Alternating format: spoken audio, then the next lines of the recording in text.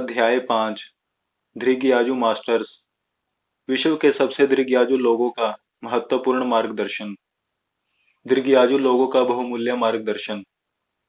जब हमने इस किताब की शुरुआत की थी तो हमारा मकसद सिर्फ इतना ही जानना नहीं था कि आनंददायी और दृग्याजु जीवन जीने के लिए कौन से पहलू जरूरी हैं, बल्कि जो लोग लंबी आयु के हैं वह इसके बारे में क्या कहते हैं, यह जानना भी हमारे लिए उतना ही महत्वपूर्ण था। ओकिनावा में हमने जो भेंट वार्ता की वह बिल्कुल असाधारण थी। इसके साथ हम विश्व भर में जो लंबी आयु के लोग हैं उनके जीवन के तत्व ज्ञान को भी समझने जा रहे हैं। हम ऐसे लोगों के बारे में बात करेंगे जो 110 सालों से ज्यादा समय से जिंदा हैं। सुपर सेंटेनारियंस शब्द का प्रयोग सबसे पहले 1970 में the Guinness book of records के संपादक नोरिस मैकविर्टर ने किया था। सन 1990 में विलियम स्ट्राउस और नील हाउ ने सुपर सेंटेनारियंस शब्द का और ज्यादा प्रचार किया। आज की तारीख में विश्व भर में तकरीबन 350 से 400 लोग ऐसे हैं जिनकी उम्र 110 साल से ज्यादा है। हालांकि उनमें सिर्फ 75 लोगों की उम्र के प्रमाण उपलब्ध हैं। ये लोग भले ही सुपर हीरो ना हो, लेकिन इतना तो पक्का है कि इन लोगों ने बाकी लोगों से ज्यादा समय पृथ्वी पर बिताया है। आज जिस प्रकार से विश्व में लोगों की औसत आयु बढ़ रही है, उससे यकीनन सुपर सेंटेनारियंस की संख्या बढ़ने की संभावना है। आइए अब यह समझते हैं कि इन दृग्याजु लोगों का अपने जीवन के प्रति क्या कहना है। मिसाओ ओकावा 117। खाना खाइए, नींद लीजिए और दृग्याजु बनिए। आपको आराम करने की कला सीखनी होगी। जेरांटोलॉजी रिसर्च ग्रुप के प्रशिक्षण के हिसाब से अप्रैल 2015 तक मिसाओ ओकावा विश्व की सबसे ज्यादा आयु की महिला के तौर पर जानी जाती थी। जब अस्पताल में उनकी मौत हुई उस वक्त उनकी उम्र 117 वर्ष और 27 दिन थी। सन 1898 में एक टेक्सटाइल्स व्यापारी के घर में मिसाओ का जन्म हुआ। उसके बाद 3 सदियों में जीने वाली इस महिला ने अपने जीवन में कई सारी चीजें देखी। 110 की उम्र तक वह अकेली रहती थी और किसी की मदद के बिना अपने सभी काम खुद करती थी। जब लोगों ने उनके रोज के कामों के बारे में पूछा तो उन्होंने बताया, सुशी पद्धति से खाना बनाना और नींद लेना। उनके इस जवाब में हम और एक चीज जोड़ सकते हैं, जीने की उनकी इच्छा शक्ति। जब उनसे उनकी लंबी आयु का राज पूछा गया तो उन्होंने हंसते हुए जवाब दिया कि मैं भी वही खोज रही हूँ। जापान लंबी आयु वाले लोगों की भूमि है, यह बात साबित हो गई है। 112 वर्ष और 150 दिन जीने वाले साकारी मोमोई इन की जब मौत हुई तब वह विश्व के सबसे बुजुर्ग पुरुष थे, लेकिन उस वक्त भी उनसे ज्यादा उम्र वाली 57 महिलाएं जीवित थी। मारिया कपोवहिला 116। कभी भी मांसाहार नहीं किया। सन 1899 में एक्यू अंडोर में जन्मी मारिया कपोवहिला का नाम गिनीज बुक्स ने विश्व की सबसे उम्रदराज महिला के तौर पर दर्ज किया है। सन 2006 में उनकी निमोनिया से मौत हो गई। उनके 3 बच्चे, 12 पोते और 20 परपोते थे। 107 साल की उम्र में दिए हुए अपने आखिरी साक्षात्कार में उन्होंने अपनी यादों और विचारों के बारे में बताया। मैं खुश हूँ और इतनी लंबी आयु देने के लिए हमेशा ईश्वर को धन्यवाद देती हूँ। मुझे कभी भी ऐसा नहीं लगा था कि मैं इतने साल जिंदा रहूंगी। मेरे पति एंटोनियो कपोविला जहाज पर कप्तान थे और जब उनकी मौत हुई तब वे 84 साल के थे। तब मेरे साथ 2 बेटियां और एक बेटा था। उसके बाद उनका संसार बढ़ता गया और आज मेरे पोते और परपोते भी हैं। वैसे देखा जाए तो पुराने जमाने में चीजें काफी अच्छी होती थी। लोग बहुत ही अपनेपन से रहते थे। हम नाचते थे, खेलते थे। उसमें भी एक अनोखा अनुशासन होता था। मुझे मारिया लुइस अलारकान का गाना बहुत पसंद आता था। आज भी मुझे उसके सभी बोल याद हैं। आज भी मुझे कई प्रार्थनाएं याद हैं और आज भी मैं उन्हें बोलती रहती हूँ। मौका मिलने पर आज भी मैं गाना गाती हूँ, नाचती हूँ। स्कूल के वक्त मैं जो हाथों से चीजें बनाती थी वह काम मैं आज भी करती हूँ। भूतकाल की इन यादों को याद करते करते वह अचानक नाचने लगी। उनके अंदर की ऊर्जा देखकर ऐसा महसूस हुआ मानो वह कई साल जवान हो गई हो। जब उनसे उनकी लंबी आयु का राज पूछा गया तो उन्होंने कहा, राज जैसा तो कुछ नहीं है, लेकिन एक बात मैं यकीन के साथ कह सकती हूँ कि मैंने अपने पूरे जीवन में एक बार भी मांसाहार नहीं किया है। मुझे लगता है कि मेरी लंबी आयु का यही राज है। जीने कालमेंट 122। सब अच्छा चल रहा है। सन 1875 में फ्रांस के लर्स में जन्मी जीने कालमेंट 4 अगस्त 1997 को विश्व की सबसे बुजुर्ग महिला के तौर पर पहचानी गई थी।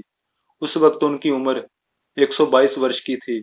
एक बार मजाक में उन्होंने बताया था कि मैंने मेथुसलाह से, जो कि 969 साल जिए हुए कुलपिता के तौर पर जाने जाते हैं, से स्पर्धा की है। जीने ने अपने जीवन में कई रिकॉर्ड ब्रेक किए। जीवन के आखिरी पल तक वह स्वस्थ और आनंदित रही। 100 साल की उम्र तक वह साइकिल चलाती थी। 110 साल तक वह अकेले ही रहती थी। घर में छोटी सी आग लगने की वजह से सुरक्षा के हिसाब से उन्हें केयर सेंटर जाना पड़ा। जब मोतियाबिंद की तकलीफ की वजह से उन्हें ठीक से दिखना बंद हुआ तो सिगरेट ओंठों तक लेकर जाना कठिन हुआ। इस वजह से उन्होंने 120 की उम्र में सिगरेट पीना बंद किया। शायद उनकी लंबी आयु का राज उनके स्फूर्ति भरे अंदाज में होगा, जोश भरे मिजाज में होगा। 120 की उम्र में उन्होंने कहा था, मुझे ठीक से दिखाई नहीं देता, सुनने में भी तकलीफ होती है, मेरा स्वास्थ्य भी ठीक नहीं रहता है, लेकिन बाकी सब ठीक है। वाल्टर ब्रेओनिंग 114। अगर आपने अपने मन और शरीर को सक्रिय रखा तो आप यकीनन लंबी उम्र तक जिएंगे। सन 1896 में मिनेसोटा में जन्मे वाल्टर ब्रियोनिंग ने अपने जीवन में 3 सदियां देखी। मोंटाना में सन 2011 में उनकी कुदरती मौत हो गई। उनकी 2 पत्नियां थीं और उन्होंने 55 साल रेलवे में सेवा की। 83 साल की उम्र में वह मोंटाना से रिटायर हुए और जीवन के आखिरी पल तक काम करते रहे। वह अमेरिका में जन्मे दूसरे सबसे लंबी आयु के जानी उम्र का प्रमाण दे सकने वाले इंसान के तौर पर जाने जाते थे। उन्होंने अपने आखिरी दिनों में काफी साक्षात्कार दिए। वह अपनी लंबी आयु का श्रेय अपनी कुछ आदतों को देते थे। जब तक शरीर साथ देता हो तब तक काम करते रहना और दिन में सिर्फ 2 बार भोजन करना, इन दोनों बातों को वह ज्यादा महत्व देते थे। 112 वर्ष की आयु में उन्होंने बताया था कि अगर आपने अपने मन और शरीर को सक्रिय रखा तो आप यकीनन लंबी उम्र तक जिएंगे। वह अपने जीवन के आखिरी दिनों तक व्यायाम करते रहते थे। उनकी आदतों में लोगों की मदद करने की आदत भी शामिल थी। विशेष बात तो ये थी कि उन्हें मौत से कभी भी डर नहीं लगता था। सन 2010 में एक मुलाकात में उन्होंने बताया कि हम सभी कभी ना कभी तो मरने ही वाले हैं। कुछ लोग मौत से डरते हैं, पर मौत से डरने की जरूरत नहीं है, क्योंकि आपका जन्म हुआ है। इसका अर्थ ही यही है कि आपकी मौत होनी ही वाली है। सन 2011 में अपनी मृत्यु के कुछ समय पहले उन्होंने पादरी को बताया था कि मैंने ईश्वर को कहा है कि जीवन में अब इससे अच्छा कुछ होना बाकी नहीं है, इसलिए मेरे जाने का समय आ चुका है। अलेक्जेंडर इमिच 111। मैं अभी तक मरा नहीं हूँ।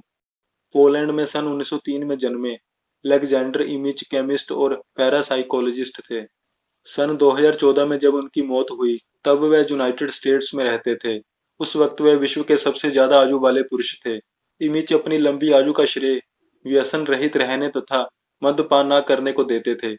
जब उनका जिक्र विश्व के सबसे ज्यादा आयु के पुरुषों के तौर पर हुआ तो उन्होंने बताया, यह नोबेल पुरस्कार जीतने जैसा महान कार्य बिल्कुल नहीं है।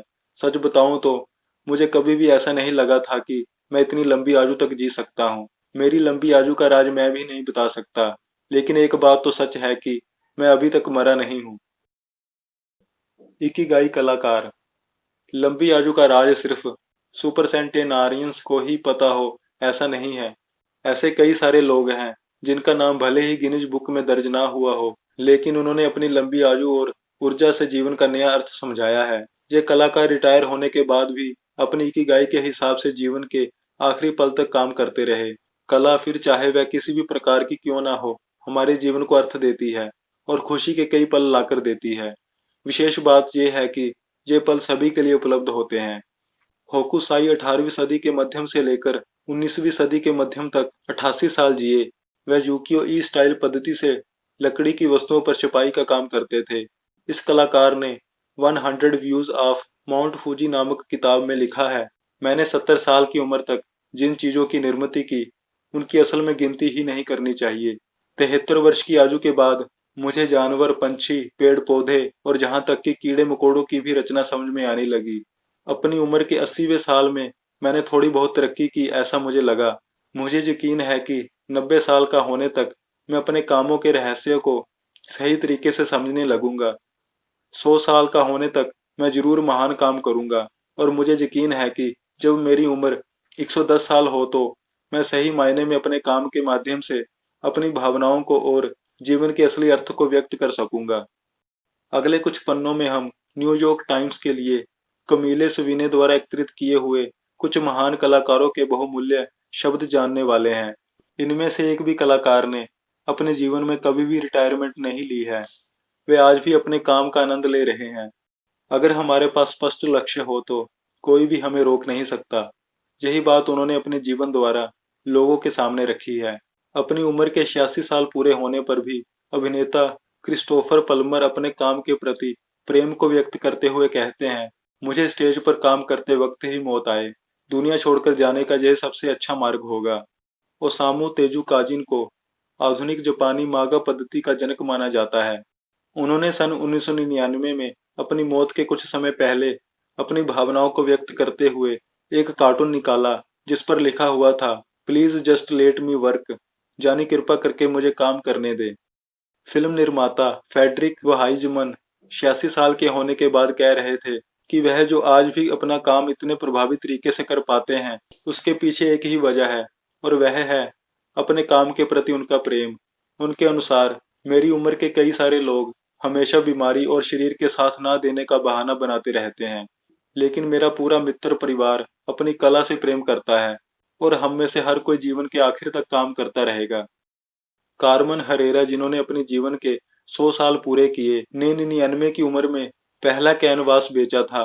ताते modern and the museum of modern art में उनके काम को रखा गया था। इस अवसर पर जब उनसे उनके भविष्य के बारे में पूछा गया, तब उन्होंने बताया, मैं हमेशा अगला काम पूरा करने का विचार करती रहती हूँ। कुछ लोगों को ये मूर्खता लगेगी, लेकिन मैं दिन ब दिन अच्छा काम करने का प्रयास करती रहती हूँ।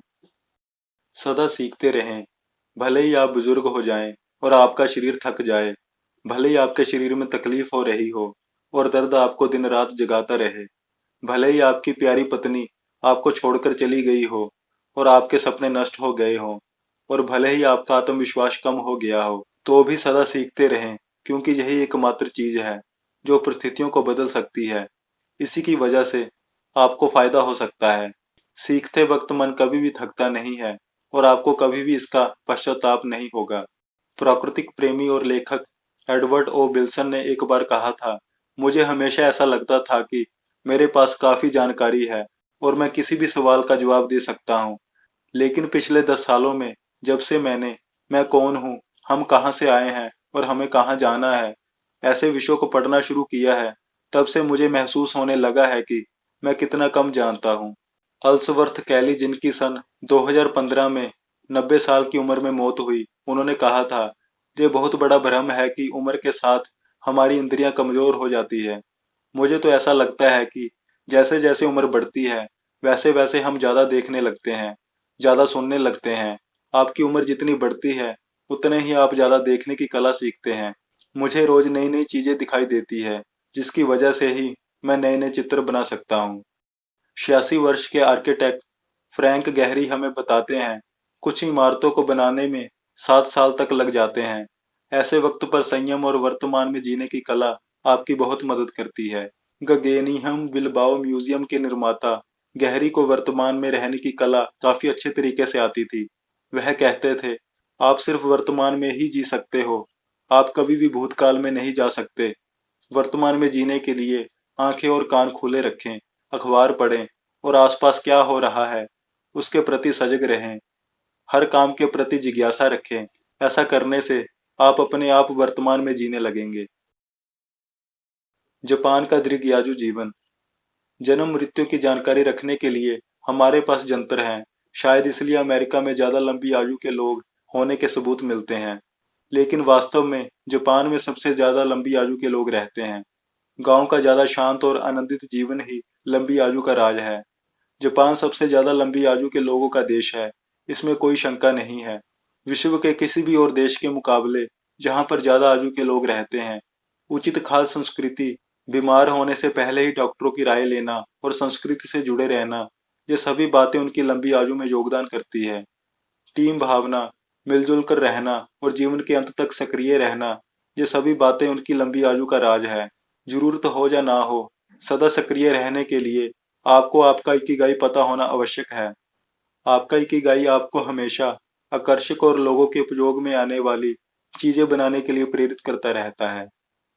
धन्यवाद।